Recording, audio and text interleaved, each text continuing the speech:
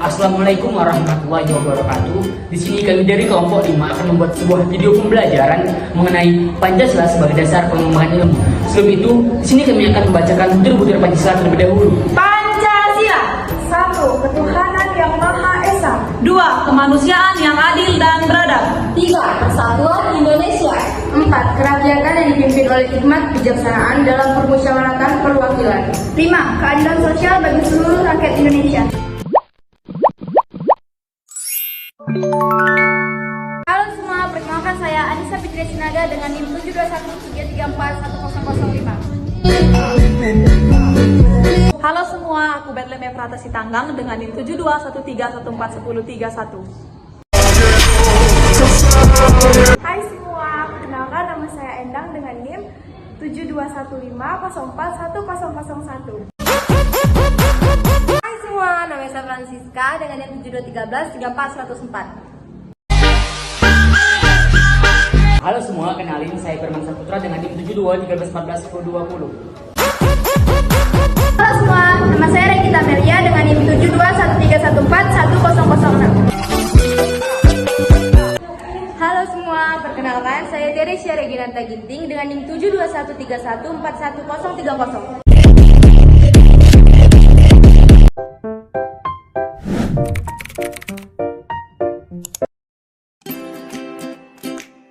Pancasila merupakan kesepakatan para leluhur pendiri bangsa Indonesia untuk dijadikan sebagai dasar pandangan hidup serta keberadaan bangsa.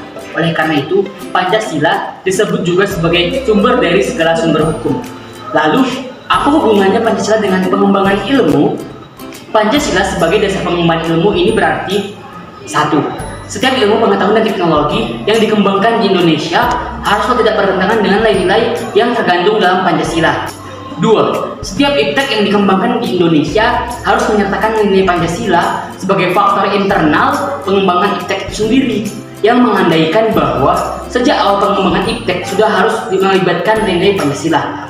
Ketiga, nilai Pancasila berperan sebagai rambu normatif bagi perkembangan iptek di Indonesia. Artinya, mampu mengendalikan iptek agar tidak keluar dari cara berpikir, cara bertindak bangsa Indonesia. Yang keempat, setiap pengembangan iptek harus berakar dari budaya dan ideologi bangsa Indonesia sendiri, atau yang lebih dikenal dengan istilah indegeniasi ilmu atau mempribumian ilmu, yang mengandaikan bahwa Pancasila bukan hanya sebagai dasar nilai pengembangan ilmu, tetapi sudah menjadi paradigma ilmu yang berkembang di Indonesia.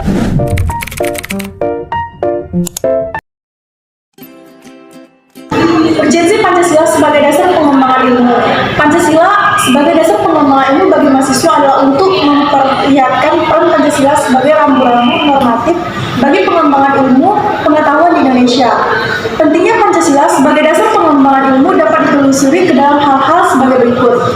Yang pertama, pluralitas yang berkembang dalam kehidupan bangsa Indonesia dewasa ini seiring dengan kemajuan iptek menimbulkan perubahan dalam cara pandang manusia tentang kehidupan. Kedua, dampak negatif yang ditimbulkan kemajuan iptek terhadap lingkungan hidup berada dalam titik nadi yang membahayakan eksistensi hidup manusia di masa yang akan datang. Oleh karena itu diperlukan tuntunan moral bagi para ilmuwan dalam mengembangkan iptek di Indonesia. Yang ketiga, perkembangan iptek yang didominasi negara-negara barat yang politik global ikut mengancam nilai-nilai khas dalam kehidupan bangsa Indonesia, seperti spiritualitas, gotong royong, solidaritas, musyawarah, dan cinta rasa keadilan. Oleh karena itu, diperlukan orientasi yang jelas menyaring dan menyangkal pengaruh nilai-nilai global yang tidak sesuai dengan nilai-nilai kepribadian bangsa Indonesia.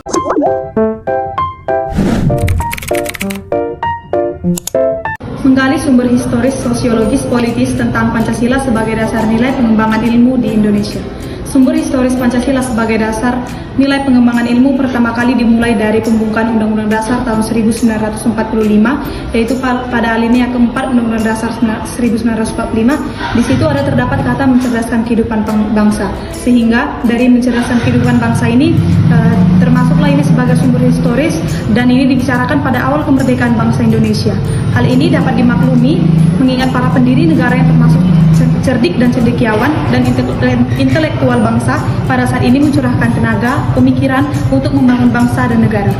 Yang kedua yaitu sumber sosiologis Pancasila sebagai dasar nilai pengembangan ilmu di Indonesia. Sumber sosiologis Pancasila ini dapat ditemukan pada sikap masyarakat yang masih memperhatikan dimensi ketuhanan dan kemanusiaan, sehingga manakala iptek akan tidak sejalan dengan nilai ketuhanan dan kemanusiaan akan terjadi penolakan. Contohnya seperti penolakan masyarakat atas rencana pembangunan pusat pembangkit listrik tenaga nuklir di Semenanjung Muria beberapa tahun lalu. Dan yang terakhir adalah sumber politis. Sumber politis Pancasila sebagai pengembangan ilmu di Indonesia dapat diruntut ke dalam berbagai kebijakan yang dilakukan oleh para penyelenggara negara. Dokumen pada masa Orde Lama yang meletakkan Pancasila sebagai dasar nilai pengembangan atau orientasi ilmu antara lain dapat dilihat pada pidato Soekarno.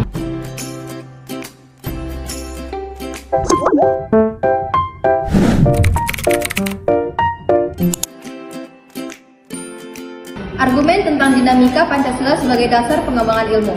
Argumen tentang dinamika Pancasila sebagai ideologi negara. Dinamika Pancasila sebagai ideologi negara dalam sejarah bangsa Indonesia memperlihatkan adanya pasang surut dalam pelaksanaan nilai-nilai Pancasila. Pancasila sebagai ideologi negara dalam masa pemerintah Presiden Soekarno, sebagaimana diketahui bahwa Soekarno termasuk salah seorang perumus Pancasila, bahkan penggali dan memberi nama untuk dasar negara. Pancasila sebagai pengembangan ilmu belum dibicarakan secara eksplisit oleh para penyelenggara negara sejak Orde Lama sampai era reformasi. Para penyelenggara negara pada umumnya hanya menyinggung masalah pentingnya ketertarikan antara pengembangan ilmu dan dimensi kemanusiaan atau humanis.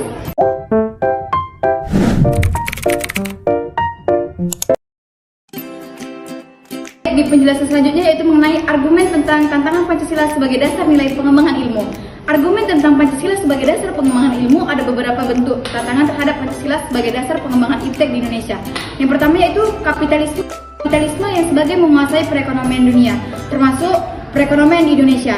Akibatnya, ruang bagi penerapan nilai-nilai Pancasila sebagai dasar pengembangan ilmu menjadi terbatas. Kedua yaitu globalisasi yang menyebabkan lemahnya daya saing bangsa Indonesia dalam pengembangan iptek, sehingga Indonesia lebih berkedudukan sebagai konsumen daripada produsen dibandingkan dengan negara-negara lain.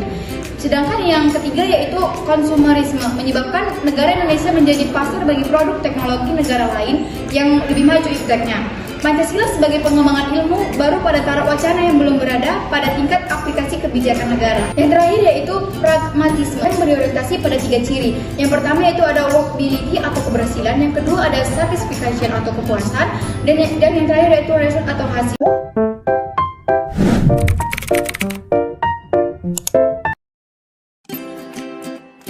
Alasan diperlukannya Pancasila sebagai dasar nilai pengembangan ilmu pengetahuan. Ada beberapa alasan mengapa Pancasila diperlukan sebagai dasar nilai pengembangan iptek dalam kehidupan bangsa Indonesia. Yaitu yang pertama, kerusakan lingkungan yang ditimbulkan oleh iptek, baik dengan dalih percepatan pembangunan daerah tertinggal maupun upaya peningkatan kesejahteraan masyarakat perlu mendapat perhatian yang serius. Alasan yang berikutnya yaitu penjabaran sila-sila Pancasila sebagai dasar nilai pengembangan iptek dapat menjadi sarana untuk mengontrol dan mengendalikan kemajuan iptek yang berpengaruh pada cara berpikir dan bertindak masyarakat yang cenderung pragmatis. Alasan yang berikutnya yaitu nilai-nilai kearifan lokal yang menjadi simbol kehidupan di berbagai daerah mulai digantikan dengan gaya hidup global, seperti budaya gotong royong yang digantikan dengan individualis yang tidak patuh membayar pajak dan hanya menjadi free rider di negara itu.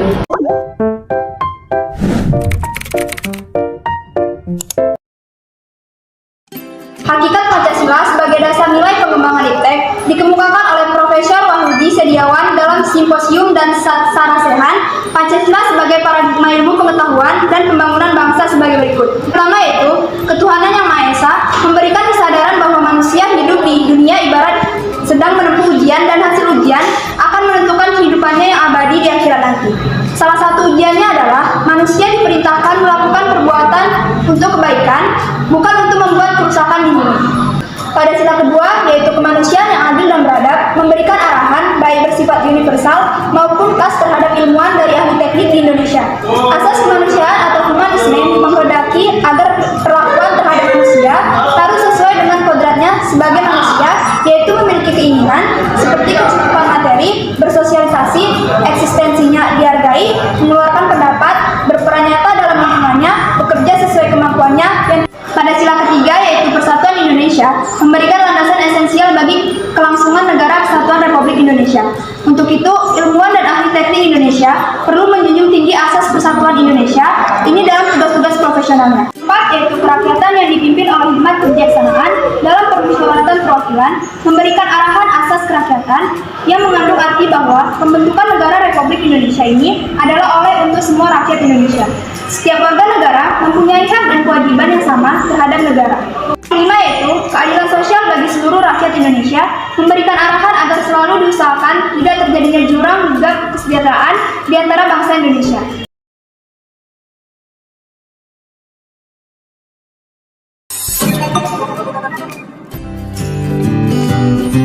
Better now that we're older. High school in Jakarta, sort of modern spark. Against the teenage suburban armadas. We were Sonata, next to time with fathers yelling under that was Dengan membacakan butir-butir Pancasila terlebih dahulu.